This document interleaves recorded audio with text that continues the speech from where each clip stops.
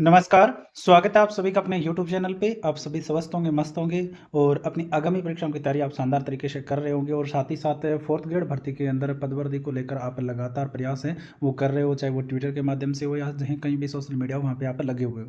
तो साथियों, आपके लिए बहुत ही एक अच्छी न्यूज़ भी आ रही है, जिसका ज़िक्र हम इस वीडियो के अंदर करने वाले हैं। उससे पहले आप सभी से मेरी एक रिक्वेस्ट रहेगी कि आपका जो ये मुद्दा है, मैंने प्रमुखता से उठाया है और साथ ही साथ सटीकता के साथ आपके पास में अपडेट पहुँच रही है। तो चैनल को एक बार के लिए ज़रूर आप सब्सक्राइब कर दें, जिससे आप हमेशा हमसे जुड़े रहें और आपको जैसे कोई अपडेट आए वो हमसे मिल सके। और साथ ही साथ हमसे टेलीग्राम ग्रुप से आप जुड़े, जहाँ पे आप मेरे से सीधे कॉन्टैक्ट भी कर सकते हो। कमेंट सेक्शन में लिंक दिया हुआ है। साथियों, ये नोटिस आप देख पा रहे हो। इस नोटिस के अंदर क्या लिखा है, इसमें आप देखोगे तो प्रशासनिक सुधार विभाग के तहत राज्य सरकार का है और इसमें विषय पे आप गौर करते हो तो इसके अंदर लिखा है, इसके मायने हम समझने वाले हैं कि चतुर्थ श्रेणी संयुक्त सीधी भर्ती 2024 की अर्थनामे आप द्वारा प्रेषित पदों की वर्गवार संख्या का पुनः परीक्षण कर सूचना भिजवाने हेतु संदर्भ विभागीय पत्र दिनांक 2/7/2025 से 25 और 26/10/2025।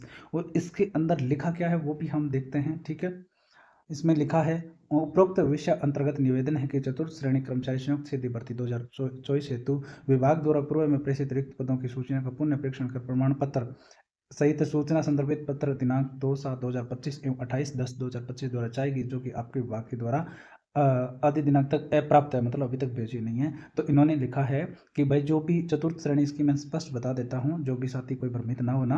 4th ग्रेड को लेकर जो पदों के वर्गीकरण के अंदर थोड़ी विसंगति थी। आप सभी जो साथी लगातार इस भर्ती से जुड़े हो, जो टच हैं इस भर्ती के अंदर, उन सभी को पता है कि पदों के वर्गीकरण के अंदर थोड़ी सी इसमें क्या थी, विसंगति थी।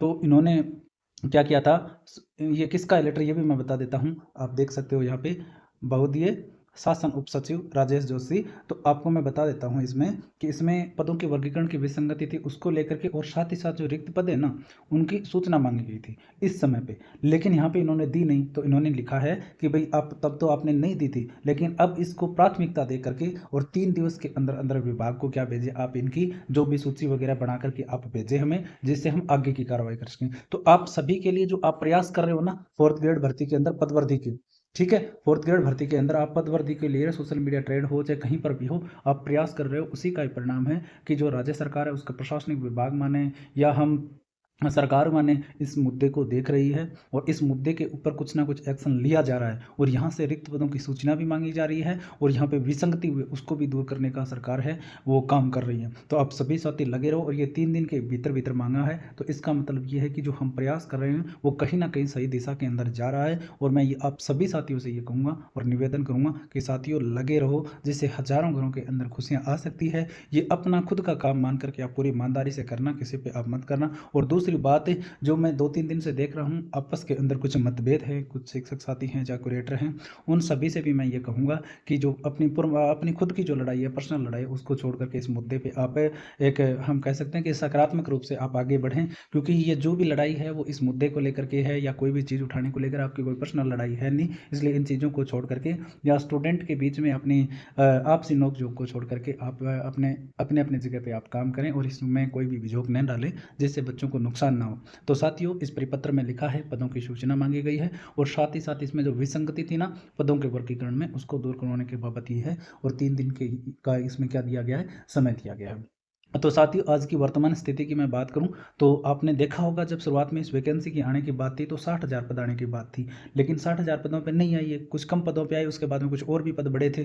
तो अब क्या है कि इतने तो कन्फर्म है कि 5-6 हज़ार पद तो आराम से बढ़ जाएंगे, या 7-8 हज़ार तो पद बढ़ जाएंगे। लेकिन हम जो प्रयास कर रहे हैं ना 20,000 का, और अगर हम लगातार अगर ये जारी रखेंगे ना, तो इस भर्ती के अंदर वो दिन दूर नहीं है जब इतने पद भी बढ़ जाएंगे। तो साथियों लगे रहो आप पूरे जोश के साथ में, और हमारे लिए रोज़ कोई ना कोई अच्छी न्यूज़ आ रही है। क्योंकि पिछले दिनों में आपने देखा होगा डीपीसी की सूचना आई थी, पद जो आपका प्रमोशन है, चतुर्थ श्रेणी से अपर लेवल के अधिकारी बनाए जा रहे हैं, है ना, चतुर्थ श्रेणी से प्रमोशन करके, ठीक है, जमादार वगैरह बनाए जा रहे हैं, तो वहाँ से भी पद रिक्त होंगे। और सभी विभागों से रिक्तियाँ, मतलब किस किस विभाग के अंदर कितने पद खाली है वो भी मांगा गया है। तो सीधी सी बात है, कहीं ना कहीं हमारी पदवर्ती की जो मांग है वो पूरी हो सकती है। और साथ ही साथ दोस्तों मैं एक बात बताना चाहूँगा कि विभागों के अंदर जितने विभाग है ना, सब में 4th ग्रेड पद खाली है।